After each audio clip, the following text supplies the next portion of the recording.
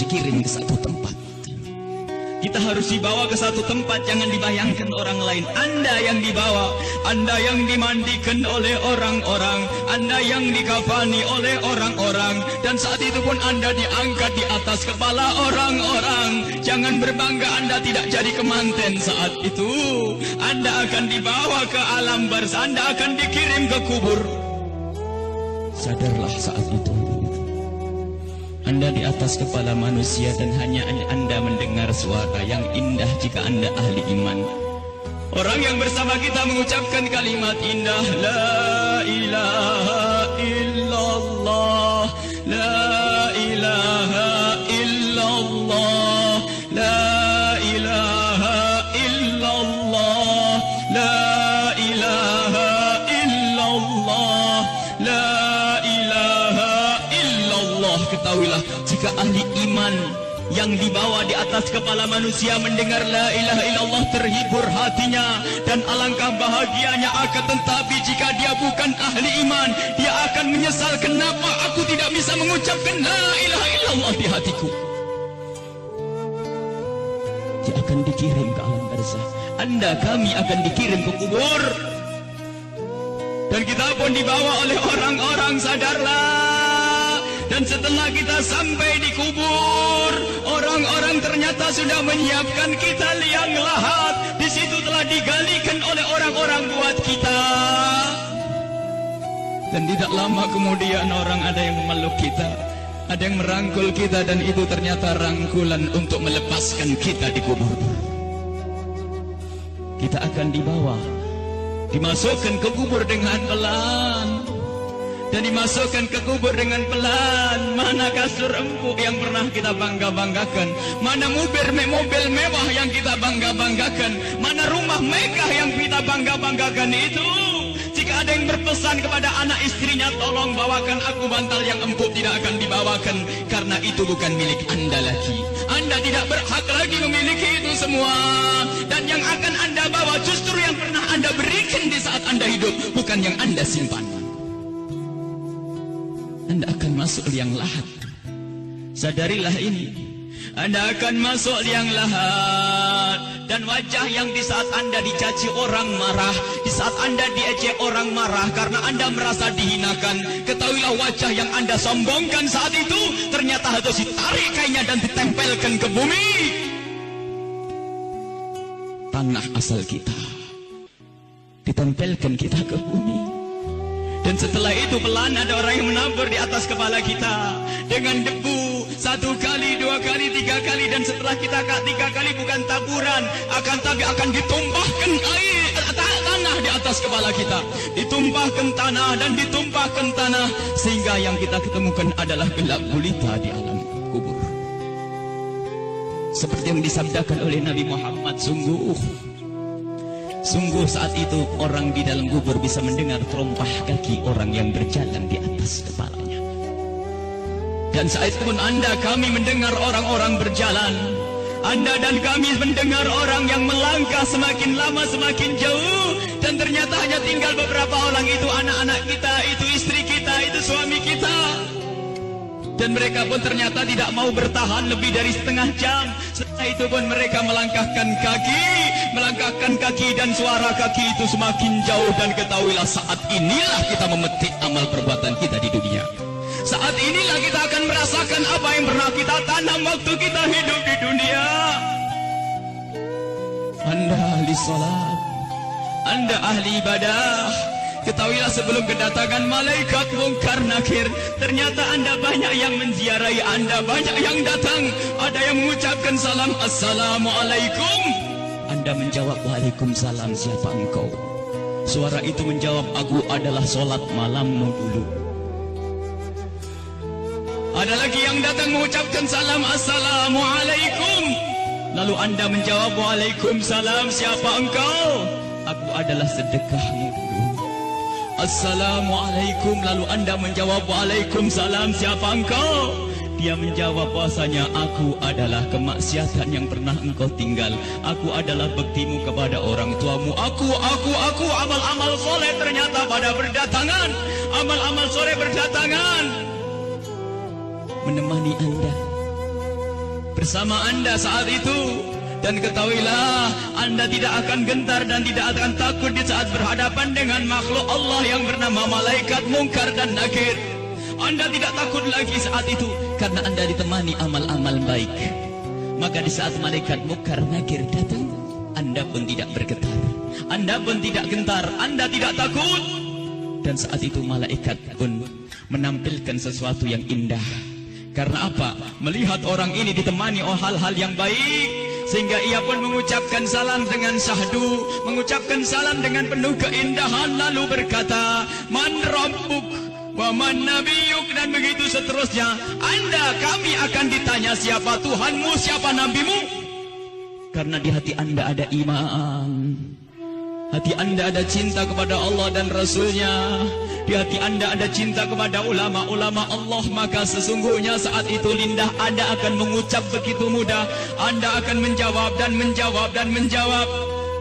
Dan setelah selesai pertanyaan ini, dan inilah akhir daripada ujian kita dari alam dunia menuju alam barzah. Di alam barzah, alam barzah adalah alam perpindahan dari alam dunia ke alam akhirat nanti.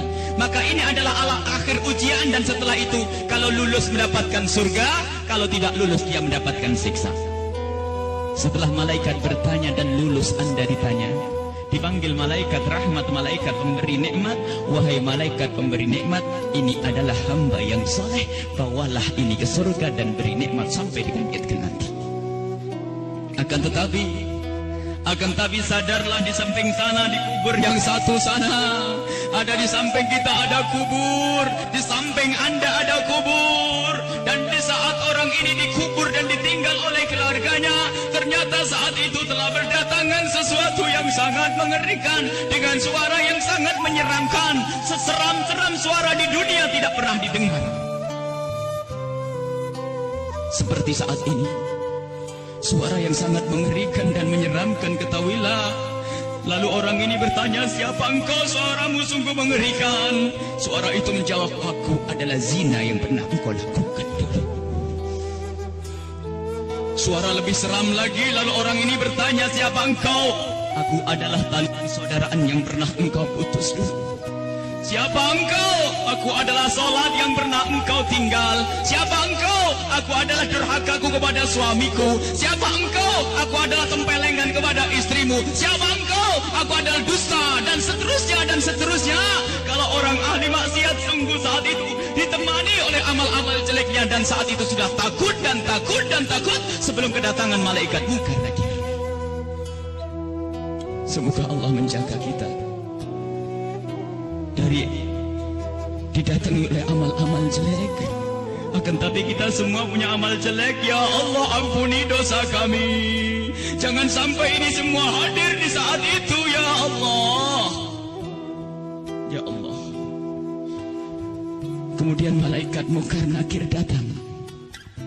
Bagaimana ya kalau ini kita?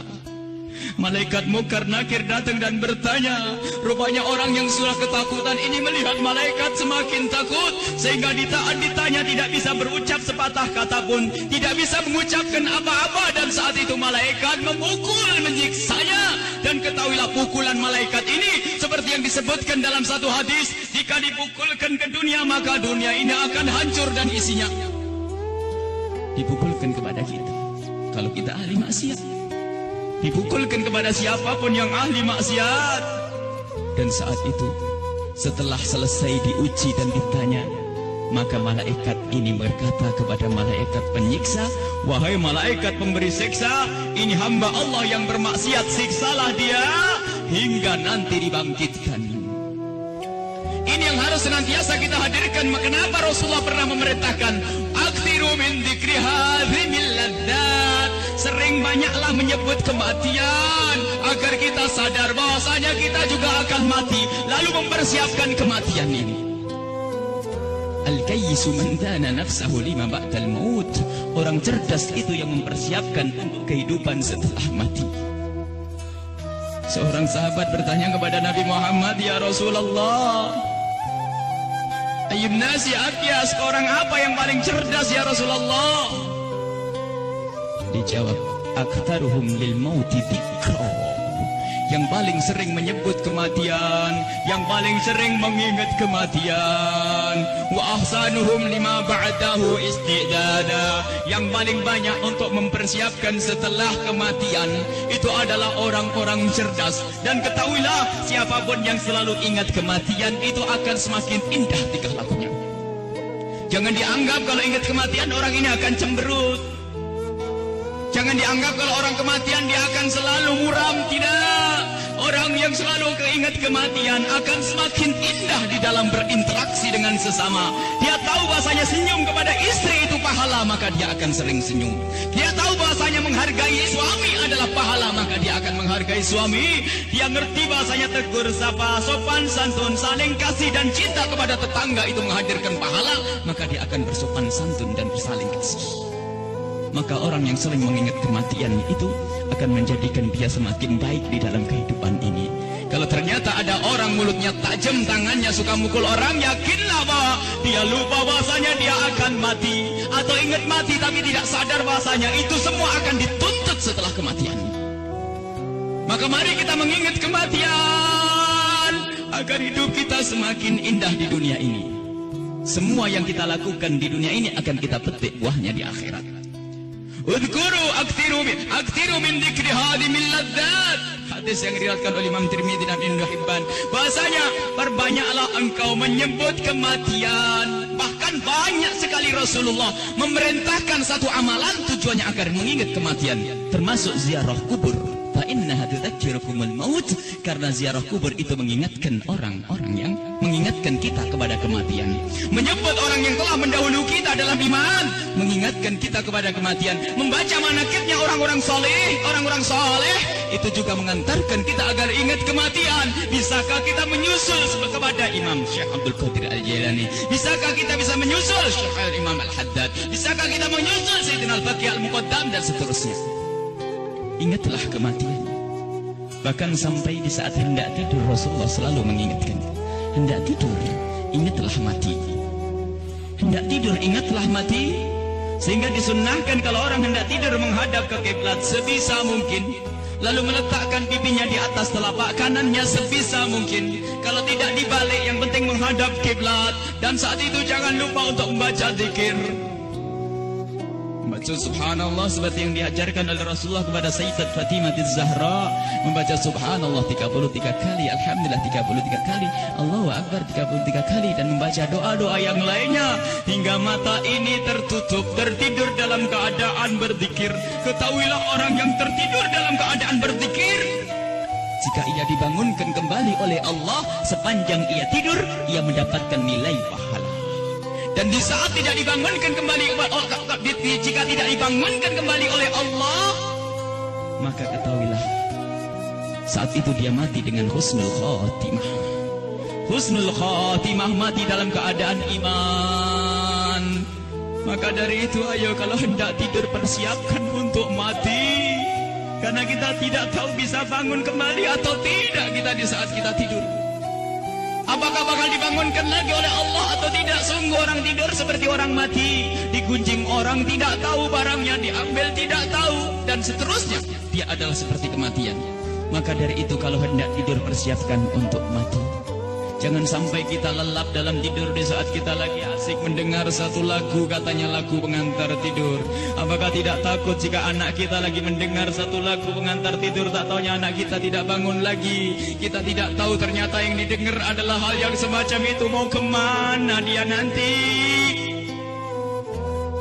Mau tidur bermaksiat, mau tidur ngunjing orang, mau tidur memutus tali persaudaraan. Apakah dia yakin bahasanya besok pagi akan bangun?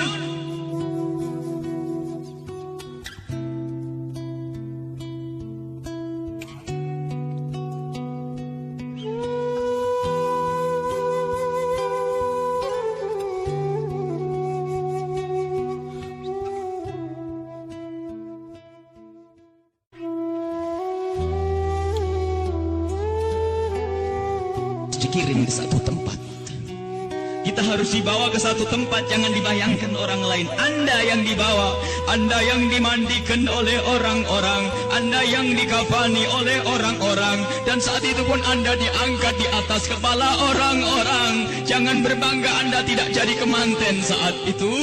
Anda akan dibawa ke alam barzah, Anda akan dikirim ke kubur. Sadarlah saat itu. Anda di atas kepala manusia dan hanya Anda mendengar suara yang indah jika Anda ahli iman.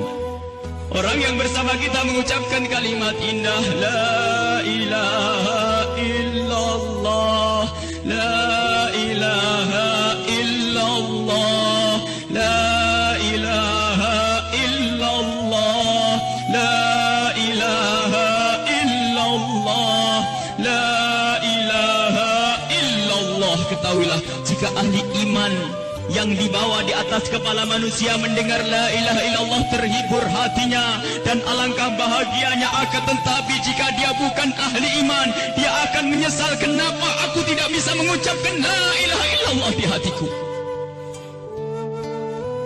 Dia akan dikirim ke alam barzah, Anda kami akan dikirim ke kubur. Dan kita pun dibawa oleh orang-orang, sadarlah. Dan setelah kita sampai di kubur, orang-orang ternyata sudah menyiapkan kita. Lihat